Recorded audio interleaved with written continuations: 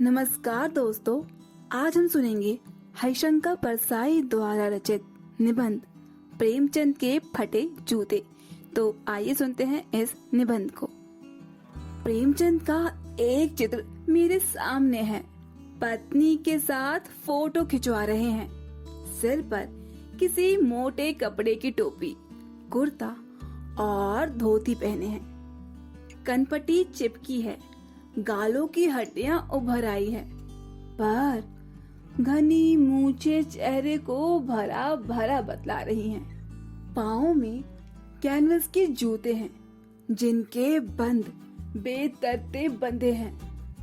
लापरवाही से उपयोग करने पर बंद के सिरों पर की लोहे की पतरी निकल जाती है और छेदों में बंद डालने में परेशानी होती है।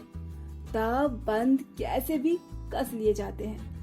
दाहिने पांव का जूता ठीक है, मगर बाएं जूते में बड़ा छेद हो गया है, जिसमें से उंगली बाहर निकल आई है। मेरी दृष्टि इस जूते पर अटक गई है।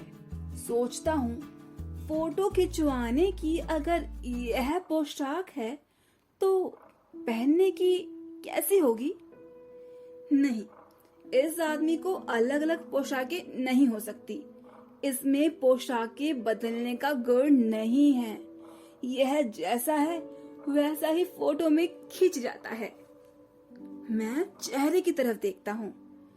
क्या तुम्हें मालूम है मेरे साहित्य पुरखे कि तुम्हारा जूता फट गया है और उंगली बाहर दिख रही है? क्या तुम्हें इसका जरा भी एहसास नहीं है?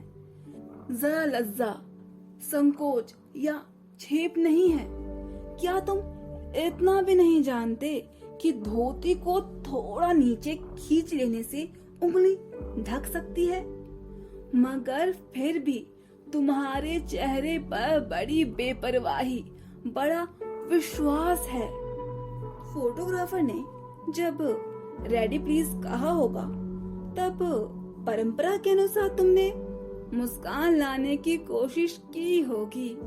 दर्द को गहरे कुएं के तल में कहीं पड़ी मुस्कान को धीरे धीरे खींचकर ऊपर निकाल रहे होगे कि बीच में क्लिक करके फोटोग्राफर ने थैंक यू कह दिया होगा। विचित्र है यह अधूरी मुस्कान। यह मुस्कान नहीं, उपहास है, व्यंग्य है। यह कैसा आदमी है जो खुद तो फटे जूते पहने फोटो खिंचा रहा है, पर किसी पर हंस भी रहा है? फोटो खिंचवाना था तो ठीक जूते पहन लेते या ना खिंचवाते। फोटो ना खिंचाने से क्या बिगड़ता था? शायद पत्नी के आग्रह रहा होगा और तुम अच्छा चल भाई ऐसा कहकर बैठ गए होगे। मगर यह कितनी बड़ी ट्रेजेडी है कि आदमी के पास फोटो खिंचाने को भी जूता ना हो। मैं तुम्हारी यह फोटो देखते देखते तुम्हारे कलेश को अपने भीतर महसूस करके जैसे रो पड़ना चाहता हूँ, मगर तुम्हारी आंखों का यह तीखा दर्द भरा व्यंग्य मुझे एकदम रोक देता है। तुम फोटो का महत्व नहीं समझते तो किसी से फोटो खिंचवाने के लिए जूते मांग लेते। लोग तो मांगे के कोट से वर दिखाई करते हैं और मांगे की मोटर से बारात निकालते हैं। फोटो खिंचाने के लिए तो बीवी तक मांग ली जाती है। तुमसे जूते ही मांगते नहीं बने। तुम फोटो का महत्व नहीं समझते। लोग तो इत्र चिपड़कर फोटो खिंचाते हैं जिससे फोटो में खुशबू आ जाए। गंदे से गंदे आदमी की फोटो भी खुशबू देती है। टोपी 8 आने में मिल जाती होगी और जूते उस जमाने में भी 5 रुपए से कम में क्या मिलते होंगे। जूता हमेशा टोपी से कीमती रहा है। अब तो जूते की कीमत और बढ़ गई है और एक जूते पर 2500 टोपियां निछावर होती है। तुम भी जूते और टोपी के अनुपातित मूल्य के मारे हुए हो। यह विडंबना मुझे इतनी तीव्रता से पहले कभी नहीं चुभी जितनी आज चुभ रही है जब मैं तुम्हारा फटा जूता देख रहा हूँ। तुम महान कथाकार, उपन्यास सम्राट, युग प्रवर्तक, जाने क्या क्या कहलाते थे, मगर फोटो में भी तुम्हारा जूता फटा हुआ है।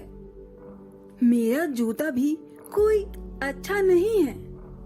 यूं ऊपर से अच्छा दिखता है, उंगली बाहर नहीं निकलती, पर अंगूठे के नीचे तला फट गया है। अंगूठा जमीन से खिंचता है और पहनी मिट्टी पर कभी कभी रगड़ खाकर लहू लुहान भी हो जाता है। पूरा तला गिर जाएगा, पूरा पंजा छिल जाएगा, मगर उंगली बाहर नहीं दिखेगी। तुम्हारी उंगली दिखती है पर पांव तो सुरक्षित है। मेरी उंगलियां ढकी है पर पंजा नीचे से घिस रहा है। तुम पर्दे का महत्व ही नहीं जानते। हम पर्दे पर कुर्बान हो रहे हैं। तुम फटा जूता बड़े ठाठ से पहने हो। मैं ऐसे नहीं पहन सकता।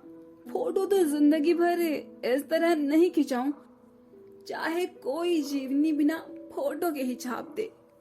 तुम्हारी यह व्यंग्य मुस्कान मेरे हौसले पस्त कर देती है। क्या मतलब है इसका? कौन सी मुस्कान है यह? क्या होरी का गोदान हो गया? क्या पूस की रात में नील गाय हल्कू का खेत चर गई? क्या सुजान भगत का लड़का मर गया क्योंकि डॉक्टर क्लब छोड़कर नहीं आ सकते? नहीं, मुझे लगता है माधव औरत के कफन के चंदे की शराब पी गया। वही मुस्कान मालूम होती है। मैं तुम्हारा जूता फिर देखता हूँ, कैसे फट गया है यह। मेरे जनता के लेखक, क्या बहुत चक्कर काटते हो? क्या बनिए के तगादे से बचने के लिए मील दो मील का चक्कर लगाकर घर लौटते रहे? चक्कर लगाने से जूता फटता नहीं है, घिस जाता है। कुंभन दास का जूता भी फतेहपुर सीकरी आने जाने से घिस गया था। उसे बड़ा पछतावा हो रहा था। उसने कहा, आवत जात पनहिया घिस गई, बिसरे गयो हरि का नाम। और ऐसे बुलाकर देने वालों के लिए कहा था, जिनके देखे दुख उपजत है, तिनको करबो परे सलाम। चलने से जूता घिसता है, फटता नहीं है। तुम्हारा जूता कैसे फट गया? मुझे लगता है तुम किसी सख्त चीज को ठोकर मारते रहे हो। कोई चीज जो परत पर परत सदियों से जम गई है, उसे शायद तुमने ठोकर मार मार कर अपना जूता फाड़ लिया। कोई टिला जो रास्ते पर खड़ा हो गया था, उस पर तुमने अपना जूता आजमाया। तुम उससे बचकर उसके बगल से भी निकल सकते थे। टीलों से समझौता भी तो हो सकता है। सभी नदियां पहाड़ थोड़ी ही फोड़ती है, कोई रास्ता बदलकर घूमकर भी चली जाती है। तुम समझौता नहीं कर सके। क्या तुम्हारी भी वही कमजोरी थी जो होरी को ले डूबी? वही नेम धर्म की कमजोरी। नेम धर्म उसकी भीख जंजीर थी, मगर तुम जिस तरह मुस्कुरा रहे हो, उससे लगता है कि शायद नेम धर्म तुम्हारा बंधन नहीं था, तुम्हारी मुक्ति थी। तुम्हारी यह पांव की उंगली मुझे संकेत करती सी लगती है। जिसे तुम घृणित समझते हो, उसकी तरफ हाथ की नहीं, पांव की उंगली से इशारा करते हो। तुम क्या उसकी तरफ इशारा कर रहे हो जिसे ठोकर मारते मारते तुमने जूता फाड़ लिया? मैं समझता हूँ, तुम्हारी उंगली का इशारा भी समझता हूँ, यह व्यंग्य मुस्कान भी समझता हूँ। तुम मुझ पर या हम सभी पर हंस रहे हो, उन पर जो उंगली छुपाए और तलवा घिसाए चल रहे हैं, उन पर जो टीले को बरकरार बाजू से निकल रहे हैं। तुम कह रहे हो, मैंने तो ठोकर मार मार कर जूता फाड़ लिया उंगली बाहर निकल आई, पर पांव बचा रहा और मैं चलता रहा। मगर तुम उंगली को ढांकने की चिंता में तलुए का नाश कर रहे हो। तुम चलोगे कैसे? मैं समझता हूँ, तुम्हारे फटे जूते की बात समझता हूँ, उंगली का इशारा समझता हूँ, तुम्हारी हुएंगे मुस्कान समझता हूँ।